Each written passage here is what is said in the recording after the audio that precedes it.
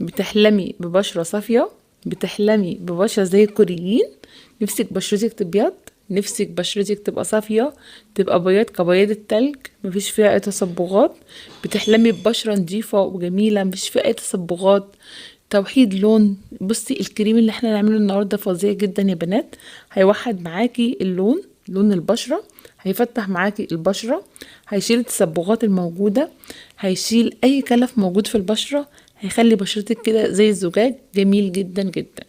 يلا بينا. ازيكم يا بنات، عاملين ايه؟ وحشتوني جدا جدا، كل سنه وانتم طيبين. عاملين ايه؟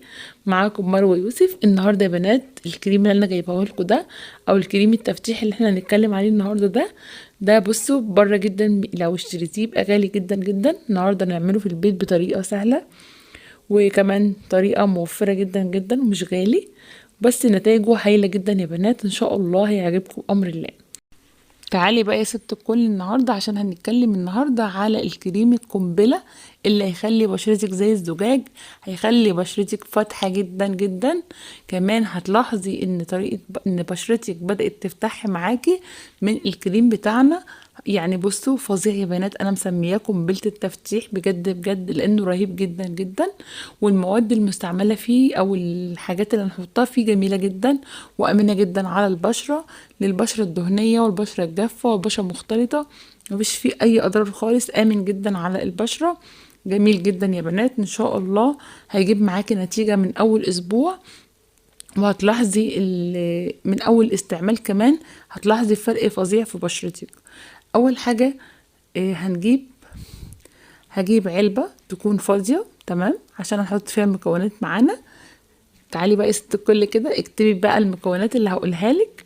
اول حاجه هنجيب زيت العرقسوس، تمام، هجيب من الصيدليه زيت العرقسوس، وكمان هجيب زيت اللوز الحلو، هجيب معاهم كمان سرنجه، هنبتدي نسحب من السرنجه حوالي 2 سنتي من زيت اللوز الحلو، عليهم 2 سنتي من زيت العرقسوس، تمام.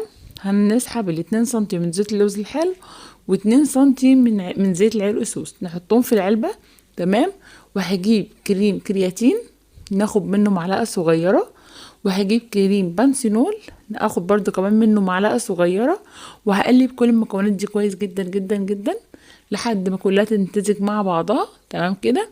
بعد كده هنستعمله كل يوم على بشرتنا، بس بالليل يا بنات، لان لازم البشرة ما تتعرضش للشمس. لما اكون حاطه الكريم ده تكون بشرتي مش متعرضه للشمس، ده اهم حاجه عشان يفتح معاكي بسرعه، عشان يجيب معاكي نتيجه فوريه بسرعه. والله يا بنات من اول اسبوع ان شاء الله، لان زيت العرق الصوص ده فظيع جدا في التفتيح، حلو قوي قوي، تمام. كمان بيقلل الكريم بتاعنا ده كمان بيقلل الميلانين في الجسم، بيخلي البشرة بيضة وصافية كالتلج، جميل جدا. هتحسي والله العظيم بفرق، هتحسي كمان بترطيب، كمان الكريم ده هيرطب معاكي البشرة بطريقة فظيعة جدا. والله يا بنات ان شاء الله هتدعولي عليه، بس اهم حاجة كل اللي عايزاه منكم تفعلوا زر الجرس، تمام، وتشتركوا في القناة، واهم حاجة تصلوا على النبي في الكومنتات كتير قوي قوي قوي، وتقولوا لي بعد ما استعملتوا المنتج ده عامل معاكم ايه، لان بجد بجد يا بنات انا مسمياكم بلت التفتيح لانه حلو قوي قوي، وعن تجربة شخصية يا بنات. انتوا عارفين إني مش بنزل اي حاجة ولا بجيب لكم اي حاجة غير ما تكون انا متأكدة منها، واكون انا مجرباها عن نفسي شخصيا. بجد يا بنات هو فظيع فظيع فظيع، امن جدا على البشره، واهم حاجه هيرطب كمان معاكي البشره. بصي هتستغني ان شاء الله عن اي فاونديشن بقى، مش هتحطي اي ميك اب خالص، لان ده هيرطب معاكي البشره، وكمان هيفتحها، هيخليكي زي القمر. وكمان احلى ما فيه بقى انه هيجيب معاكي نتيجه فوريه وبسرعه، هتفتحي على العيد، بشرتك هتبقى فاتحه على العيد. وكمان يا بنات تقدري تستعمليه على الايد، وتستعمليه على الركب، او على الكوع لو عندك اسمرار في فواصل الايد، في فواصل الصوابع كده عندك اسمرار في المنطقه دي، تقدري تستعملي منه. بس اهم حاجه قلت لكم ان الكريم ده يتحط بالليل، اهم حاجه نغسل بقى بشرتنا كويس، تمام، وننشف كويس، وبعد كده نبتدي نستعمل الكريم ده بالتدليك كده لحد ما البشره تتشربه كله، عشان اتاكد ان البشره يعني ايه خلاص شربت الكريم معايا كله. وبعد كده يا بنات اصبح بقى الصبح اغسل بشرتي عادي، تمام. وبعد كده نرطب باي كريم مرطب عندنا ان شاء الله. والله يا بنات هيعجبكم قوي وجربوه وعن تجربة. يا رب يعجبكم يا حبايبي، وان شاء الله اشوفكم في فيديو جديد. مع السلامة.